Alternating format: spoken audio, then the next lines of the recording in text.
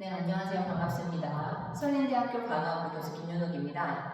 자, 우리 지금 현재 3학년 학생들 아동간호학 3 마지막 강의를 촬영해서 이제 드리도록 하겠습니다. 그래서 저희가 이제 마지막 주를 제가 온라인으로 한다고 말씀을 드렸기 때문에 온라인으로 수업 진행을 하고 저희 마무리를 하도록 하겠습니다. 그 추후에 제가 리뷰 영상은 또 따로 촬영을 해서 NMS에다가 탑재를 해드리도록 하겠습니다. 자, 그러면 여러분들 교환 다 펴주시고요. 자, 저희가 지금 어디를 펴시면 되냐면 저희가 그때 수업 자체를 급성 위장염 이까지 하고 저희가 마무리를 했던 것 같습니다. 맞나요? 네. 자, 그러면 저희가 간단하게 저번에 했던 거 급성 위장염 리뷰 한번 하고요. 시작을 하도록 하겠습니다. 자, 급성 위장염 그 뭐라고 했죠?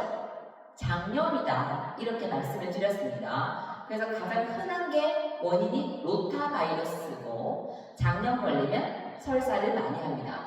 근데 장염 같은 경우에는 저희가 여러 가지 검사를 하겠지만 제일 중요한 검사를 뭐라고 했죠? 그렇죠. 대변 검사. 반드시 대변 검사를 하셔야 한다 하는 거 있었고, 그래서 우리가 지금 체액 균형 장애를 하기 때문에 기승전보다 탈수로 마무리가 돼요. 그래서 지금 얘기하고자 하는 것도 아기가 장염에 걸려서 설사를 많이 하고 구토를 하게 되면 탈수가 문제더라. 그래서 우리가 탈수에 관련된 그러한 치료들을 해줄 필요가 있다라는 거 제가 설명을 쭉 드렸던 부분이고요. 이제 오늘 진도 28페이지, 교환 28페이지에 설사하는 부분입니다. 자, 설사는 여러분들이 아마 한 번쯤은 다 해보셨으려고 생각을 해요. 그리고 이 설사라는 게 지금 보세요. 옆에 기출이 매년 되고 있는 부분인 거예요. 그러면 중요하다 안 중요하다? 중요하다라고 보셔야 되겠습니다. 자, 그럼 설사라고 하는 거는 원인 한번 볼게요. 원인은 너무나 다양하죠. 바이러스, 세균, 기본입니다. 바이러스나 세균, 아니면 기생충 등에 의한 감염성 설사가 대부분을 차지하는 부분이 되겠죠. 그리고 비위생적인 음식, 이런 것들요. 그래서 우리가 대부분 보면은 음식 잘못 먹어가지고, 그쵸? 세균이 들어와서 설사를 많이 일으키죠. 그리고 밀집된 환경, 식수의 부족, 위생에 대한 이해 부족 등이 오염을 일으켜서 우리는 설사를 유발하게 되는 거예요. 그래서 우리가 아까 장염 있을 때 설사 많이 한다고 했잖아요. 원인 중에서 바이러스 중에 가장 많은 게 아까 뭐라고 말씀드렸죠? 그렇죠. 로타 바이러스예요. 그렇기 때문에 여기서 말하는 설사 같은 경우도 밑에 나오죠. 특히 로타 바이러스, 이거 동그라미 딱 치셔야 돼요. 로타 바이러스 감염은 어린 아동에게 심한 설사와 탈수를 유발하는 주요 입원 원인이 됩니다. 그러니까 로타 바이러스가 가장 많다라고 보시면 되고요. 그 다음에 아래쪽 보시면 세균은 이렇게 되어 있죠. 제가 저번에 아마 세균에 대해서 좀 간단하게 얘기했을 거예요. 세균 중에서도 보면은 그때 디피실 이렇게 얘기했죠. 디피실이라는 세균 같은 경우는 정말 독한 균이에요. 그래서 그때 말씀드렸죠. 장 점막에 들어가서 천공, 구멍을 뚫는 그러한 역할을 하는 게 디피실 균이에요. 그래서 세균은 되게 무서운 겁니다. 그래서 세균은 장점막에 작용해서 내독소를 생산해요. 그러니까 독을 내뿜고요. 그리고 점막 침범과 파괴 이렇게 돼 있죠. 그러니까 장천공을 초래할 수 있는 이렇게 무서운 원인이 있더라라고 보시면 됩니다. 그리고 이제 유기체 전파 이렇게 되어 있죠. 그래서 대부분 대변. 그러니까 대변에서 우리가 이제 세균이 올라간단 말이에요. 그러니까 대변이나 경부 이런 쪽으로 우리가 전파가 된다라고 보시면 됩니다. 그래서 이 페이지에서 중요한 건 뭐예요? 설사의 원인에서 가장 많은 거는 로타 바이러스다 하는 게 중요한 부분이 되겠고요. 자, 그 다음에 29페이지 보시면 29페이지에서 설사의 원인이 급성 설사와 또 만성 설사로 나누어지는데 중요한 부분은 아니지만 한번 그냥 보고 지나갈게요. 자, 급성 설사에는 바이러스, 세균, 많아요. 그리고 밑에 보시면 이콜라이, 그쵸? 이콜라이 대장균이죠. 대장균, 뭐 콜레라. 그리고 한 4줄 내려가시면 항생제, 유발성 설사. 그래서 디피실균 같은 경우가 항생제를 많이 먹어서, 그쵸? 몸 안에 있는 정상균이 다 죽고 이런 균들이 채워진다고 말씀을 드렸죠. 그래서 이러한 경우가 있다. 자, 그리고 만성설사에는 봤더니 뭐 대장균, 살모넬라 이런 것들 때문에 많이 생긴다라고 되어 있습니다. 자, 그러면 우리 두 번째 증상 한번 보시면 설사의 증상 어떤 게 있을까요? 그렇죠. 결국에는 제가 계속 강조했어요. 기승전 뭐라고요? 탈수입니다. 그러면 설사를 많이 하면 뭐가 빠져나가요? 체액이 빠져나가잖아요. 몸에 있는 수분이 빠져나간단 말이에요.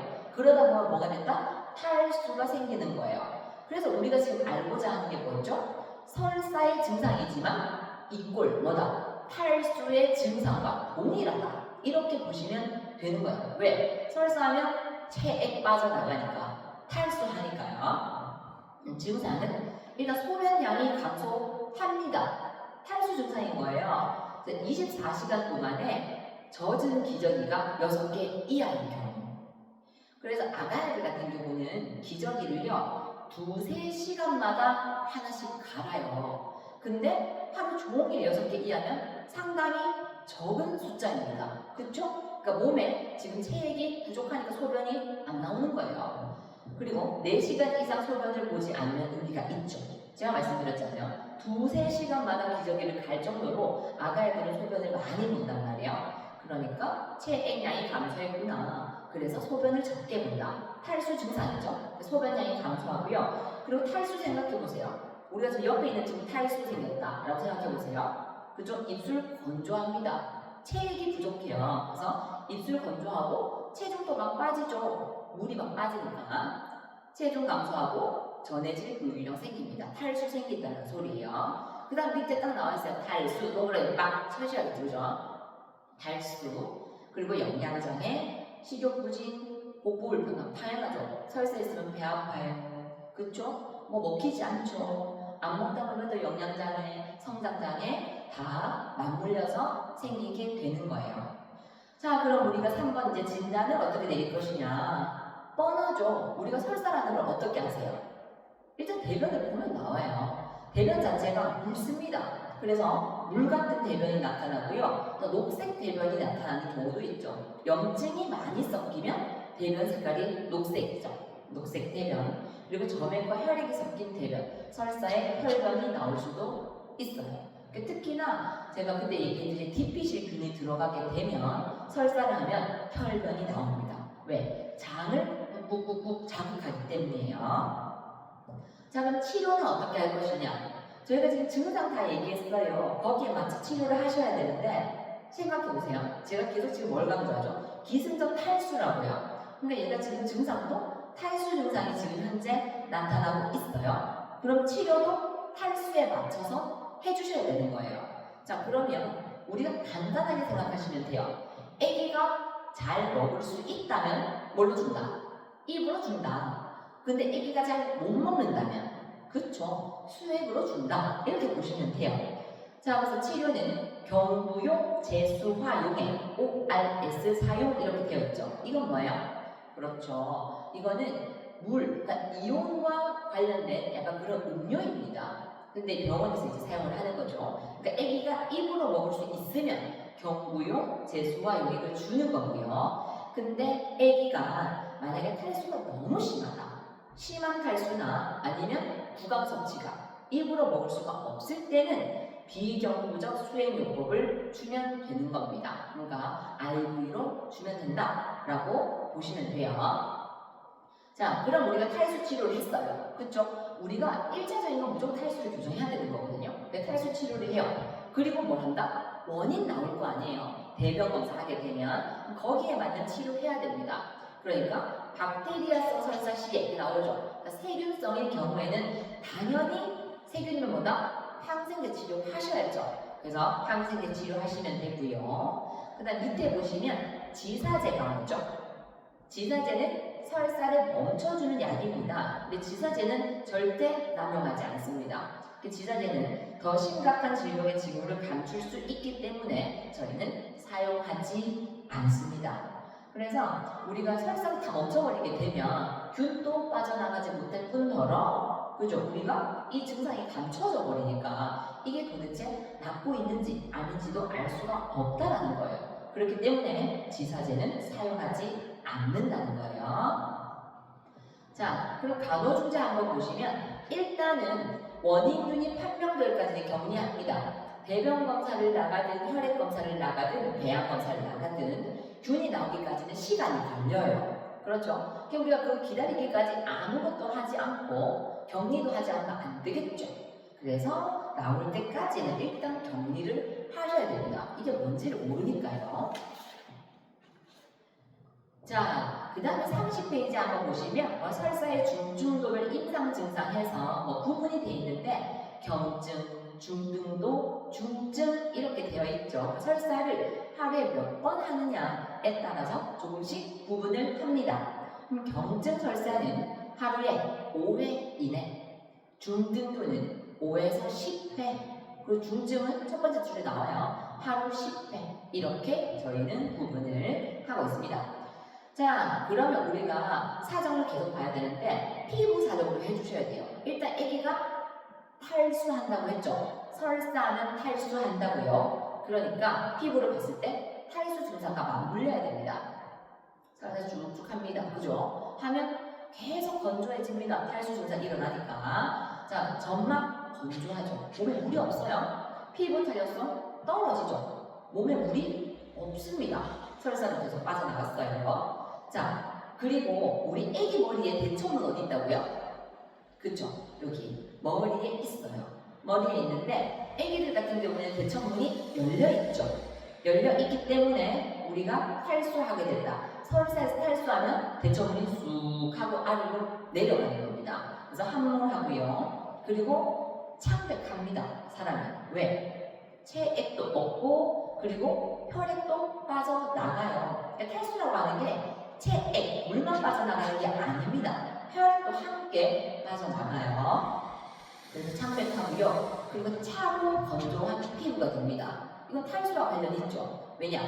혈액량이 떨어진다고 말씀드렸어요. 그러면 혈류가 떨어지겠죠. 계속 떨어지겠죠. 그러면 당연히 혈류가 돌지 않으니까 피부 온도는 떨어지게 되는 거예요. 자, 그리고 설사를 하고 난 뒤 매번 물로 잘 닦아줘서 피부 간호 제공해야 됩니다.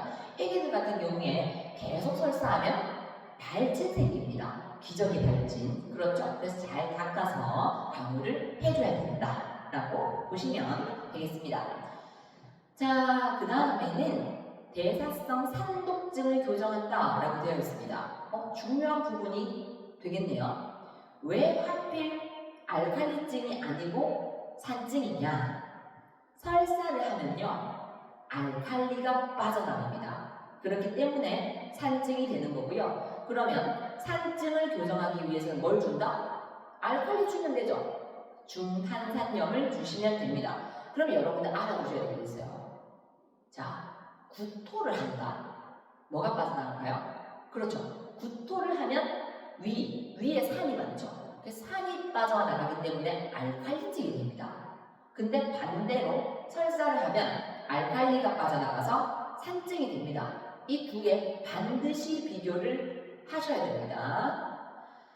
자, 그리고 밑에 보시면 탈수 증상 계속 사정하셔야 됩니다. 수분 전해질, 요비종 모니터 하셔야 되고요. 아유 체크, 체중 매일매일 측정하셔야 됩니다. 배변, 배설, 양상 계속 확인해 주셔야 되겠습니다. 자, 그래서 설사가 심하면 어떻게 되느냐? 설사가 심하면 일단 MPO 합니다.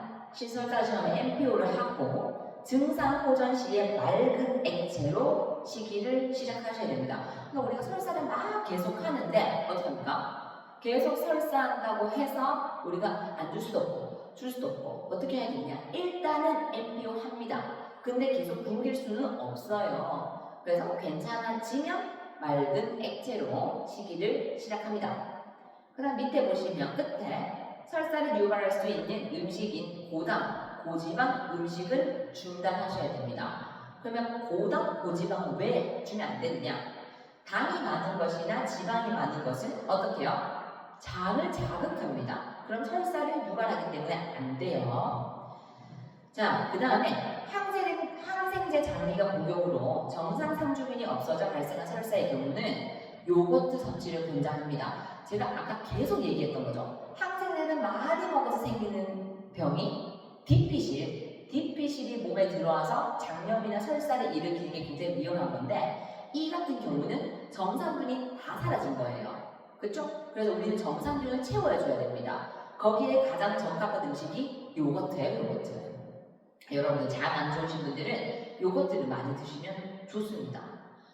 자, 그다음 야채, 과일 섭취는 설사를 유발하기 때문에 피하셔야 돼요, 여러분. 야채나 과일은 장을 자극할 수 있고, 그렇죠? 그리고 식이섬유가 많기 때문에 오히려 변을 계속 나올 수 있게 도와주기 때문에 피하셔야 됩니다. 그 밑에 모유수유는 중단할 필요가 전혀 없어요. 모유수유는 그냥 하시면 되고요. 감염 경로의 차단을 위해서 배설물 관리 철저하게. 어떤 균이 있는지 모르죠. 그렇기 때문에 또 올라갈 수 있기 때문에 조심조심. 그 다음에 뒤처리 한후에 손을 깨끗이 씻도록. 전염성이니까 그런 부분도 알아두시면 되고요. 설사의 치료 꼭 알아두게 해서 한 번 더 써놨습니다. 보시면 설사가 인한 탈수를 예방하기 위해서 먼저 경구용 제수와 용액을 사용합니다. 아까 얘기했어요. 영어로 ORS라고 한다고 말씀드렸습니다. 그러니까 입으로 먹을 수 있다면 경구용 제수와 용액을 주시면 되고요. 경구 섭취가 불가능하거나 중증 탈수 시에는 입으로 먹을 수가 없죠. 그럴 경우에는 비경구적 수액요법을 한다라는 걸 반드시 알아두시길 바랍니다. 자, 그 다음 밑에 보시면 구토와 설사는 정말 자주 출제가 됩니다. 그래서 꼭 알아두셔야 되고요. 밑에 중요한 거 줄치고 별표를 좀 달게요. 자, 구토는요, HCl, 이게 뭐예요? 염산이잖아요? 그래서 구토를 했다. 위산이 막 빠져나가요. 그러니까 염산 손실로 알칼리증이 되는 거고요. 설사는 HCO3, 뭐예요? 중탄산 알칼리입니다. 설사는 알칼리가 빠져나가니까 산증이 된다는 거 반드시 여러분들 줄치고 외워두시길 바랍니다. 그래서 잘 모르겠으면 위에는 산이 많잖아요. 그쵸? 그래서 구토하면 산이 나가는 거예요. 그래서 알칼리가 된다는 거 요렇게만 알고 계시면 우리가 역으로 외워두시면 될 것 같습니다. 됐나요? 자, 그 다음에는 3번 구토입니다. 자, 구토라고 하는 거는 우리가 위로 올라가는 거죠. 자, 그래서 원인 보시면 여러 가지가 있죠. 소화기가 폐색돼서 구토할 수도 있어요. 그러니까 소화기 자체에 문제가 생겨서 우리가 배우는 것들도 있죠. 우리가 유문협착증, 날문협착증이라고 해서 위쪽에 안쪽이 어떻게 해요? 협착됐을 때 내려갈 수 없잖아요. 그럴 때 우리가 음식이 내려갈 수 없으니까 위로 올라가잖아요. 그러한 것들을 얘기하는 거예요. 그래서 소화기 폐색, 그러니까 구조상 문제가 있는 것, 그리고 알러지, 음식이나 약 때문에 먹고 부작용으로 구토할 수 있죠. 그리고 두개내합상승, 머리에 압이 올라가면 구토를 유발하죠. 그리고 편두통, 머리가 아팠을 때 구토를 할 수도 있습니다. 자, 이 31페이지 보시면 여러 가지 원인이 또 있죠. 기생충 감염, 충수돌기염, 맹장, 중이염, 요로 감염 등등등 이런 염증이 있을 때도 구토를 할 수가 있고요. 유문협착, 아까 얘기했던 거 이런 부분들, 그러니까 소화기 쪽에 폐색이 됐다거나 했을 때 또 구토할 수 있고, 부적절한 수유 방법, 그러니까 수유 방법 같은 경우도 좀 앉아서 세워서 하시면 되는데 막 눕혀서 한다거나 했을 때는 역류해서 또 구토를 할 수가 있겠죠. 자, 그래서 여러분들 좀 중요하게 생각하셔야 되는 게 동그라미 5번 한번 보시겠어요? 보시면 투사성 구토, 이게 기출이 된 적이 있어요. 투사성 구토라고 하는 거는 옆에 똑같은 말로 사출성, 분출성 이렇게 얘기를 합니다. 이거는 팍 하고 쏟아낸다는 소리거든요. 이런 투사성 구토, 팍 쏟아내는 구토를 하는 경우에는 두 가지 질병을 의심할 수 있어요. 이거 시험에 나옵니다. 보시면 선천성 유문협착, 아까 얘기했죠? 위가 있어요. 위가 있는데 어디? 유문, 날문이라고 하는 거는 위에서 끝이에요. 끝부분이 딱 막혀가지고 생기는 병인 거예요. 그 음식이 아래로 내려갈 수 없으니까 위로 구토를 하게 되죠. 그러니까 협착이 돼버리니까 위쪽에 협착이 되니까 이게 압이 올라가서 팍 쏟아내는 거예요. 그래서 선천성 유문 협착이 있고 그리고 뇌압, 머리에 압이 상승했을 때도 투사성, 분출성 쏟아내는 그러한 구토를 합니다. 이 두 가지 질병이 있다는 거 반드시 외워두세요. 자, 그 다음에 증상 보시면 이것도 마찬가지. 네 번째, 투사성 구토는 유문 협착증이다. 중요한 부분이에요. 한 번 더 체크를 하시고요. 자, 진단은 어떻게 내릴 것이냐. 기본적으로 CBC 합니다. CBC 기본적으로 피검사 하고요. 그 다음 방사선, 엑스레이 찍어보라는 거예요. 엑스레이 찍으면 소화기계 쪽에 문제가 있다면 나올 거고요. 그 다음에 혈액 배양 검사 하겠죠. 어떤 균인지 체크할 때 또 배양 검사를 나갈 수가 있어요. 자, 그 우리가 치료 어떻게 할 거냐? 아까 계속 강조했던 거죠. 설사 같은 경우도 마찬가지. 결국에는 체액이 막 빠져나가요. 설사하면. 그러면 기승전 뭐다? 탈수예요. 그러면 여기서 말하는 것도 마찬가지. 구토를 막 했다. 그럼 어떻게 되죠? 구토를 막 하면 막 쏟아져 나오죠. 또 체액이 막 나간단 말이에요. 그럼 얘도 뭐다? 탈수예요, 탈수. 그럼 탈수에 관련된 치료를 하셔야 될 거라는 거죠. 자, 그래서 구토로 인한 탈수 시에 경구용 제수와 용액, 입으로 먹을 수 있다면 경구용 제수와 용액, 안 된다면 정맥수행요법 이렇게 해주시면 돼요.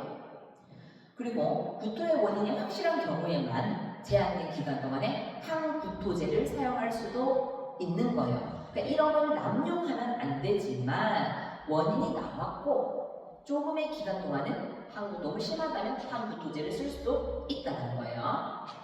자, 간호중재 한번 볼게요. 일단 우리가 구토이기 때문에 잘못 구토를 해서 어떻게 기도 쪽으로 넘어가면 기도가 막히겠죠. 그래서 1차적으로 기도 확보가 좀 중요합니다. 그래서 흡입 방지를 위해서 적절한 체위를 취해 주셔야 됩니다. 그래서 어떤 자세가 좋겠어요? 좌위, 앉히거나 축이 이렇게 취해 주시면 됩니다. 자, 그러니까 제일 안 좋은 자세는 암하이겠죠. 네, 계속 연결할 수 있는 자세죠. 자, 그 다음 구토 양상을 사정하셔야 돼요. 그래서 동그라미 2번 한번 볼까요?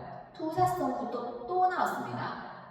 두 개의 내압이 상승했는지, 소화기 폐쇄 중에서 유문 협착증이 있는지 이런 거 사정하라는 소리예요. 하시고 그 다음 역류성 구토를 할 수도 있어요. 이거는 찍하고 올려내는 거거든요. 그래서 수유 후에 아기들이 좀 많이 뱉어냅니다. 그래서 반추측 또는 GER 이렇게 되어 있죠. 이거 모두 다 역류하는, GER은 역류성 식도염이죠. 그래서 아기들 대부분 수유하고 찍하고 올려내는 게 역류성 구토입니다. 그러니까 보면 투사성 구토와 역류성 완전 다르죠. 투사성 구토는 팍 쏟아내는 거고 역류성 구토는 찔끔 이렇게 토를 하는 거다라고 보시면 돼요. 자, 그 다음에 우리가 어떻게 치료를 해줄 것이냐? 일단은 많이 다량으로 갑자기 쏟아붓잖아요. 먹을 걸 막 주면은 구토는 더욱더 심해집니다. 그렇기 때문에 소량식량 20분마다 천천히 수유를 하시고 진정시의 양과 간격을 조금씩 늘려 마시면 됩니다. 그래서 조금씩 수유를 하시면 되고요. 그 다음에 토스트나 크래커 이런 것들, 그리고 요구르트, 샤베트, 부드러운 과일이나 채소, 맑은 유동식, 어금초가 이런 것들은 어떤 음식이냐면 구토를 유발을 좀 덜하기도 하지만 좀 속을 좀 편안하게 해주는 그러한 음식들을 주면 된다라고 보시면 돼요. 자, 그 다음 4줄 내려가시면 아이유 체크 매일매일 하시고 체중 매일매일 체크하셔야 됩니다. 왜? 구토하거나 하면은 계속 체액 빠져나갑니다. 그렇기 때문에 늘 체중 확인하셔야 되고요. 그 다음 구토로 인한 탈수 그리고 대사성 알칼리즘 증상 근자 줄치고 별표 또 나왔어요. 그렇죠? 그러니까 구토하면 뭐가 나간다? 위산이 나간다. 그러니까 알칼리즘이 있다라는 거를 여러분들 한 번 더 정리해서 보시면 되겠습니다. 됐을까요? 자, 그 다음에 4번째는 탈수예요, 탈수. 자, 그래서 탈수 보시면 지금 2, 1, 2, 2, 2, 3 쭉 기출이 되어 볼 수 있어요. 중요하다, 안 중요하다? 매우 중요하다. 왜냐? 우리가 지금 질환들을 쭉 보면서 기승전 탈수로 끝을 냈단 말이에요. 그러니까 우리가 지금 마무리가 탈수인 거예요. 탈수에 대한 걸 지금 미리 지금 다 공부를 했어요. 한번 보도록 할게요. 자, 원인 보시면 체액이 부족한 상태입니다. 그쵸? 몸에 물이 다 빠져나가니까 탈수가 일어나는 거예요. 주로 구토나 설사 등과 같은 비정상적인 체액 손실로 인해서 발생을 합니다. 우리 아까 설사와 구토 배웠잖아요. 그렇죠? 그래서 구토나 설사가 있으니까 막 빠져나가죠. 체액이랑. 그러니까 탈수가 생긴다고 아까 다 얘기를 했던 부분입니다. 자, 그 다음 32페이지 보시면 뒤에 표는 그냥 참고만 하시면 돼요. 그렇게 중요한 부분은 아니고요. 3번 증상 한번 보도록 할게요. 중요합니다. 증상, 아까 구토나 설사 이야기하면서 탈수의 증상은 이야기를 많이 나눴어요. 그럼 생각해보세요. 옆에 친구가 지금 물을 많이 못 먹어서 탈수입니다. 한번 생각해보시면 돼요. 친구가 지금 체액이 부족해요. 몸에 물이 부족합니다. 어떤 증상이 나타날 것이냐? 구강정막 어떨까요? 바짝바짝 말라요. 건조합니다. 왜? 물이 없습니다. 그리고 눈물 생성 저하, 눈물도 안 나요. 그렇죠? 물이 없어요. 타액, 침도 감소하게 되죠. 그리고 맥박은 상승합니다. 왜 맥박 상승할까요? 그렇죠. 몸에 물이 빠지고 물만 빠지나요? 탈수가? 혈액도 빠집니다. 그렇죠. 그러면 혈압이 떨어져요. 저혈압이 생기기 때문에 어떻게? 그 혈압을 올려주기 위해서 맥박, 심장은 빵빵빵 뛰어줄 겁니다. 그래서 맥박은 상승을 하게 되고요. 그리고 혈압은 저하가 된다고 지금 말씀드렸어요. 저혈압이 생기게 됩니다. 그리고 쇠약해지고요. 피부 당연히 창백해지게 됩니다. 그렇죠. 그리고 칙칙해지겠죠. 그리고 모세혈관 재충혈 시간이 지연됩니다. 왜 모세혈관 재충혈 시간이 뭐예요? 손가락 끝에 눌렀다가 떼면 돌아오는 시간을 모세혈관 재충혈 시간이라고 이야기를 해요. 이게 왜 지연되느냐? 제가 아까 그랬죠. 물도 빠지지만 혈액량도 줄어듭니다. 그러면 말초 쪽에 혈류도 줄어들어요. 느려지는 거죠. 그렇기 때문에 속도가 느려질 수밖에 없는 겁니다.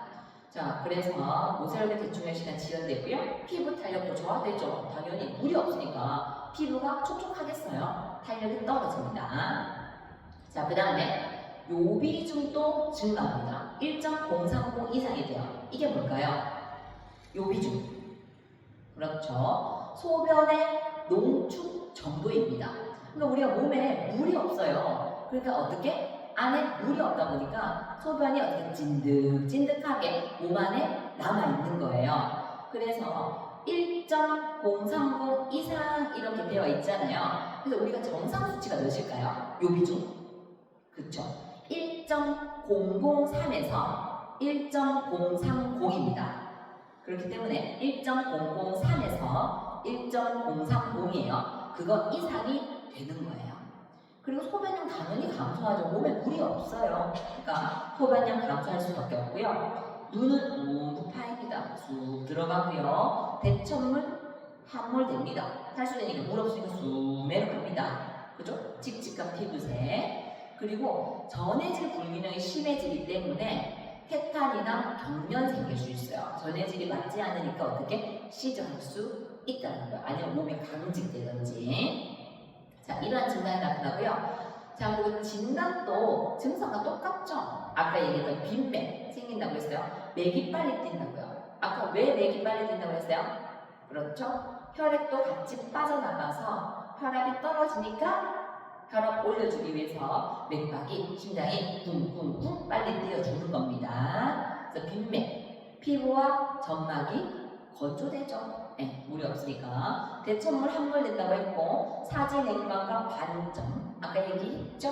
사지 쪽에, 말초 쪽에도 차가워집니다. 피부 긴장도 당연히 떨어지고요. 모세혈관 충혈시간 지연됩니다.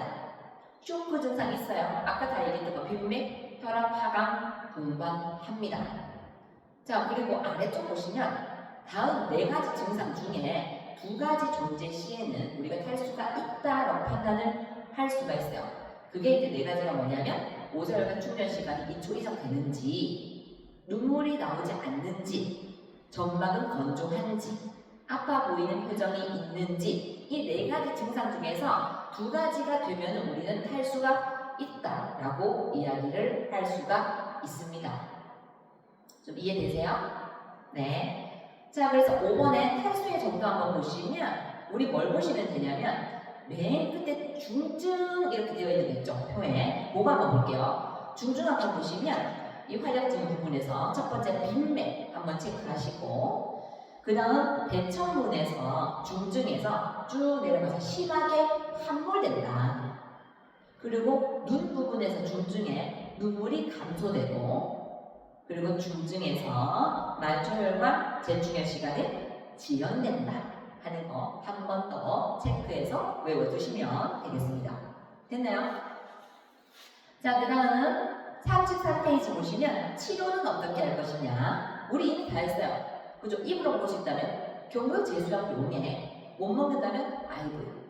자, 첫 번째, 우선 수분 불균형을 교정하고 잠재적 원인을 치료한다. 그러니까 일단 우리가 원인을 알기 위해서 검사는 나갈 거예요. 그렇지만 그게 원인이 나오기까지 시간이 걸려요. 그래서 일단 1차적으로는 탈수를 먼저 치료해야 되는 거예요.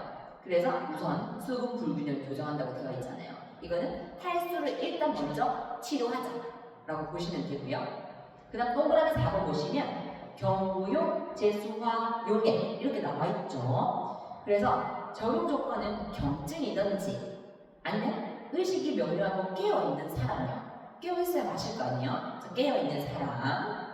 그리고 두 줄 내려가시면 4에서 6시간에 걸쳐서 서서히 손실 수분을 신속히 보충해 줘야 됩니다. 그래서 결론은 뭐예요? 먹을 수 있거나 의식 있으면 경증이면 먹는 ORS인 경구용 제수화 용액을 줘라.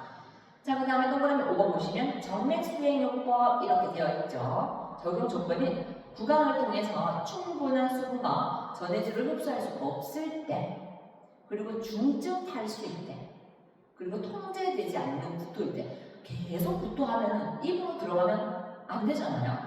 그러니까 통제되지 않는 구토일 때, 극도의 피로나 혼수 상태일 때, 이럴 때는 IV로 수액 주라는 거예요. 탈수 교정하라는 뜻이고요. 그러면 밑에 보시면 주입 요인은 어떤 걸 줄 거냐 하는 거예요. 찐득한 거 주면 될까요? 절대 안 되죠. 얘는 탈수예요. 체액이 부족한 거기 때문에 등장해. 그러니까 생리식염수가 들은 찐득찐득하지 않은 그러한 수액을 주시면 됩니다. 이해되실까요? 네. 자, 이렇게 되면 우리가요, 이제 위장관계 아가야들의 질병은 끝이 났어요. 이제 우리 마지막 제3장 영양과 간호 보도록 하겠습니다. 영양과 간호는 더 심플합니다. 그래서 이거는 이제 아가야들 영양을 우리가 먹거나 아니면 너무 많이 먹어서 생기는 질병.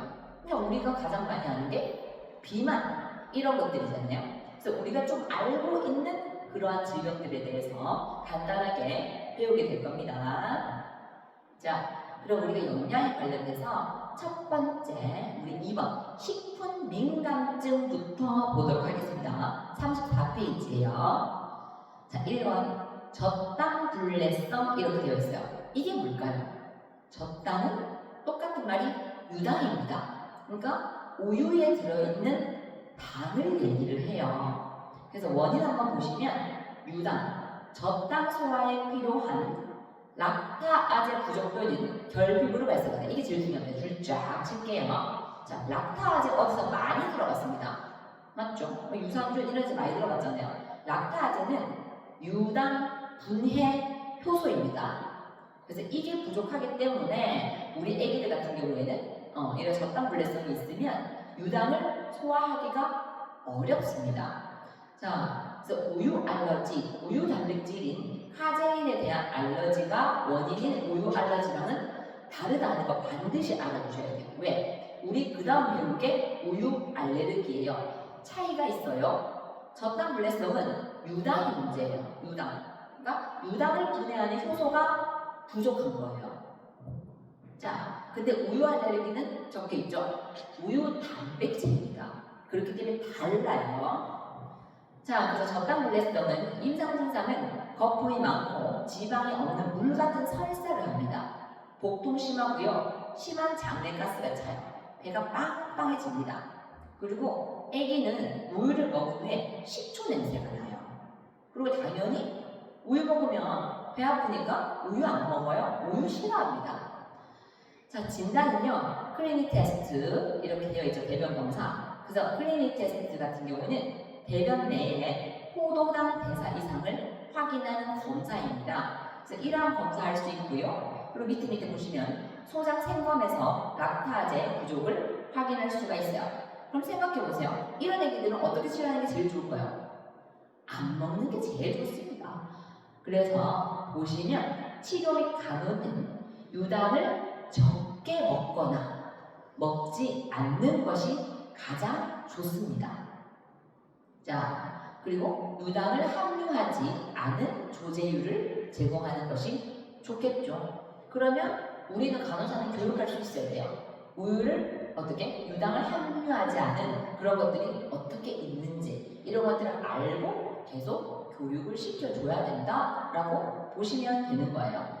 자, 그래서 밑에 보시면 유당 불내성 아동의 부모 교육 이렇게 되어 있죠. 그래서 유당 함유량이 높은 음식. 그래서 우리가 좋아하는 걸 많이 들었어요. 우유, 아이스크림. 네, 피해 주셔야 됩니다.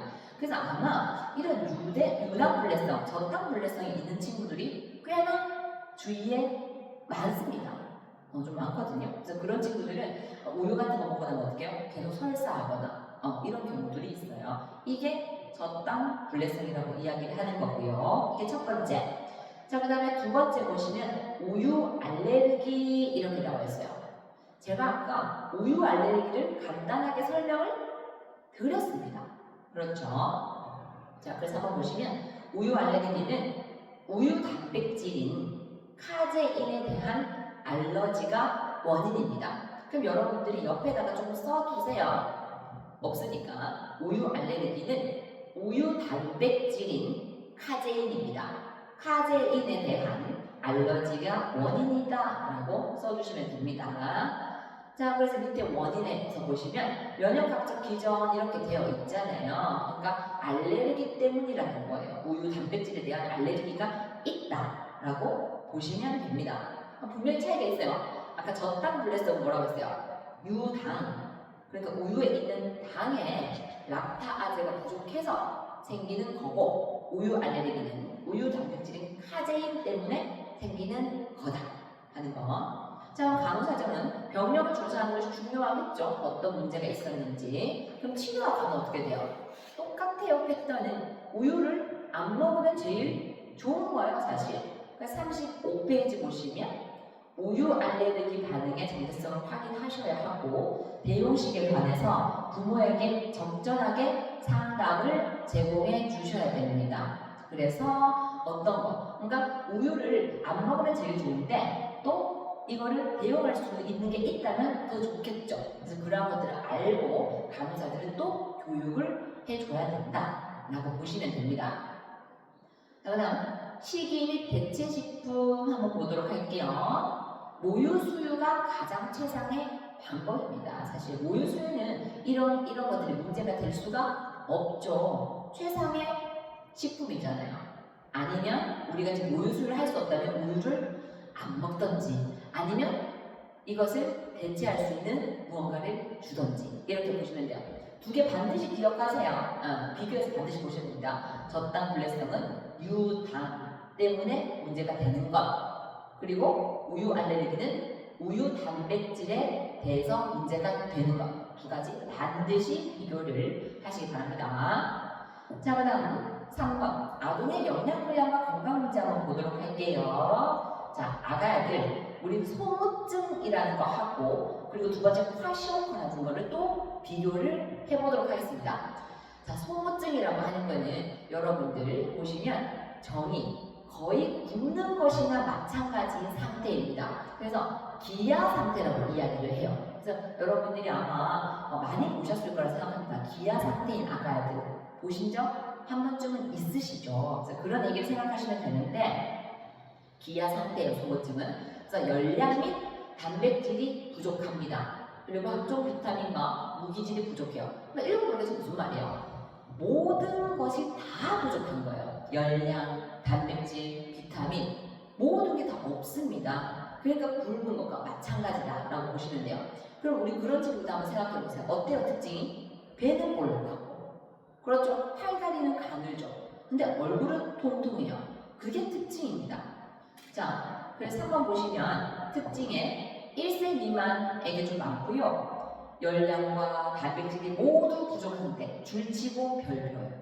열량과 단백질이 모두 부족한 상태입니다. 영양학적으로 매우 심각한 상태이고요. 밑에 보시면 점차 체중이 감소합니다. 그리고 피하의 지방이 없어지면서 피부가 탄력을 잃고 주름도 많이 생겨요. 이렇게 쭈글쭈글해지죠. 그리고 볼의 지방이 가장 나중에 소실되기 때문에 얼굴 보시면 통통합니다. 그리고 배는 툭 튀어나와 보이죠. 튀어나와 보이고 팔다리의 근육이 위축돼서 힘이 없어집니다. 그리고 끝에 보시면 전체적으로 늘어지는 그러한 양상을 보이고 있어요. 자, 그래서 치료 한번 보시면 어떻게 하면 되겠어요? 잘 먹으면 됩니다. 그래서 끝에 필수 영양소 등 충분한 영양을 섭취하면 된다. 고단백, 고탄수화물 주시면 돼요. 그러니까 음식을 계속 주면 되는 거예요. 자, 그러면 결론. 소모증은 열량과 단백질 모두 부족하다. 자, 두 번째, 과쇼크입니다. 과쇼크는 뭐냐면 옆에 단백질 영양 실조증 이렇게 되어 있죠. 그래서 밑에 보시면 단백질 부족 상태입니다. 달라요. 소모증은 뭐랬어요? 열량과 모든 것이 다 부족한 것. 근데 과쇼크는 단백질만 부족한 것. 이거 차이입니다. 자, 그래서 3번 증상 보시면 단백질 부족했을 때 생기는 증상들이에요. 단백질 어떤 역할이에요? 그쵸? 근육, 그리고 부종 이런 거와 관련이 있단 말이죠. 그래서 증상 중에서 두 번째 보시면 근육 소실 및 부종 생깁니다. 그리고 피팅이라가 생겨요. 삼투압 변화 생기고요. 면역력 저하되고요. 그리고 밑에 끝에 보시면 단백질이 빠져나가니까 없으니까 머리카락 빠지고 가늘어지겠죠. 색깔도 옅어집니다. 그래서 애기들 머리 색깔이 약간 붉은 그런 머리카락을 하고 있습니다. 자, 그럼 4번 보시면 치료는 어떻게 할 것이냐. 일단은 애기들 문제 있다면 탈수나 이런 것도 교정해 줄 수 있지만 일단은 저희가 과시오퍼도 단백질이 부족한 거죠. 그럼 뭘 주면 돼요? 영양분 주면 됩니다. 두 번째 치료에서 영양분을 공급하자라고 되어 있죠.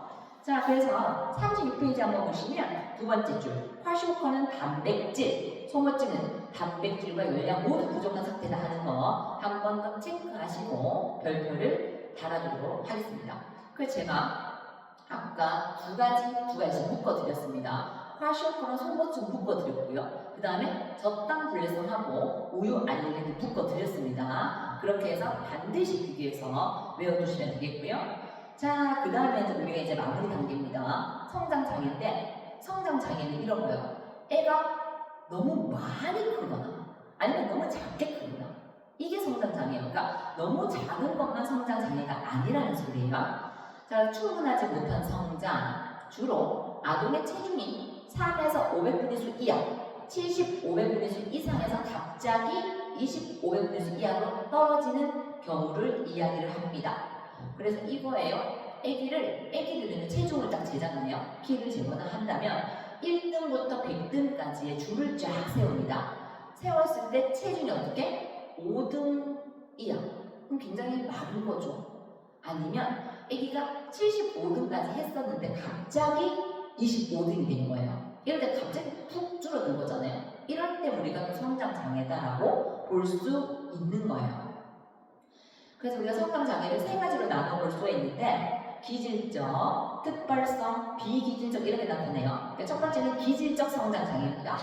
기질적 성장장애라는 뜻은 당연히 기질적으로 문제가 있는 거예요. 그러니까 첫 번째 원인은 쭉 나오면서 끝에 기질적 병변으로 발생 이렇게 되어 있죠. 그래서 기질적 병변이라고 하는 거는 아기가 가지고 있는 질병을 얘기를 합니다. 그래서 어떤 질병 때문에 아기가 잘 자라지 못한 거예요. 그래서 이런 아기들 같은 경우에는 키가 작은 아이가 돼요. 그래서 저신장은 이제 같은 영역 이렇게 하면서 끝에 보시면 300분위수 미만인 경우 이렇게 되어 있죠. 그러니까 어떤 질병 때문에 애가 키가 못 큰 거예요. 근데 1부터 100까지 줄을 세웠는데 3. 그러니까 3등 미만이다. 이 말이에요. 그러니까 치료를 성장 호르몬을 얘는 해줘야 되는 거예요. 그래야 따라잡기 성장, 다른 친구들을 따라갈 수 있는 성장을 할 수 있는 겁니다. 자, 두 번째, 특발성 성장장애 이렇게 되어 있죠. 이 원인은 특별한 기질적 이상이 없는 겁니다. 없이 뇌하수체 저하증이 생겨서 문제가 되는 건데 뇌하수체에서 뭐가 나온다? 성장 호르몬이 나오거든요. 이게 저하가 되니까 성장 호르몬이 안 나오죠? 그러니까 우리 간호사전에서 첫 번째 보세요. 성장 호르몬 결핍증이 진단되는 거예요. 당연한 거죠.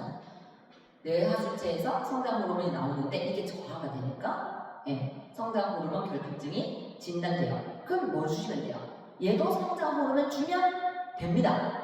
그러니까 기질적 성장장애도 성장 호르몬 주고 특발성 성장장애도 성장 호르몬 줘요. 근데 3번 볼게요. 비기질적 성장장애라고 하는 거는 보시면 심리적인 원인이나 부모의 무관심 또는 잘못된 영양 공급이 원인입니다. 그러면 얘는 영양실조와 발달 지연 징후가 생길 거예요. 이걸 체크를 하시면 되는데 얘는 그러면 엄마가 밥을 잘 안 줘서 생기는 건데 성장 호르몬 줄까요? 필요 없죠. 얘 잘 먹으면 됩니다. 그래서 성장에 필요한 충분한 영양 공급을 하면 됩니다. 옆에 써두는 거죠. 얘는 성장 호르몬 필요 없습니다. 그래서 비교해서 좀 보시면 되고요. 자, 그 다음 우리 마지막 비만입니다. 다들 아시겠지만 비만은 성인이 되었을 때 질병 이완율과 사망률 증가의 원인이 될 수 있는 거기 때문에 굉장히 중요합니다. 그 37페이지 보시면 원인에 나와 있죠. 신체에서 요구하는 에너지 이상의 칼로리를 지속적으로 섭취해서 지방세포의 수가 많아진 것을 비만이다 라고 이야기를 합니다. 그러면 모유 수유아보다 인공 영양소가 더 발생되는 건 높습니다. 그러니까 분유 먹는 애들이 더 비만 위험성이 높다 이렇게 보시면 되고요. 자, 그럼 증상은 어떻게 체크할 거냐? 그때 보세요. 성당 도표상에서 체중이 500분위수 이상일 때를 우리가 비만이다 라고 이야기합니다. 아까 얘기했어요. 애기 체중 재서 1등부터 100등까지 세웁니다. 거기 지금 몇 등? 95등 이상일 때 우리는 비만이다 라고 이야기를 하는 거예요. 4번 치료 및 간호 보시면 우린 다 알고 있죠. 뭐 더 적게 먹어야 되고 운동해야 되는 거 알고 있지 못하는 뿐이죠. 그래서 두 번째 보시면 저칼로리 음식 주고요. 달달한 음식 제한합니다. 그리고 부모의 소유 습관 조정하셔야 되고 중요한 것 같아요. 가족의 식습관도 사정해 볼 필요가 있어요. 그러니까 보면은 가족끼리 그쵸? 같은 음식을 먹고 보면은 비만인 경우가 상당히 많거든요. 그래서 우리가 가족의 식습관도 사정해서 우리가 바꿀 수 있다면 바꾸셔야 된다라고 보시면 되겠습니다. 됐나요? 자, 이렇게 해서 저희 이제 3학년 전체적인 수업은 모두 끝이 났습니다. 너무너무 고생 많이 하셨고 제가 추후에 리뷰 영상 찍으면 또 촬영해서 올려드리도록 하겠습니다. 수고 많으셨습니다.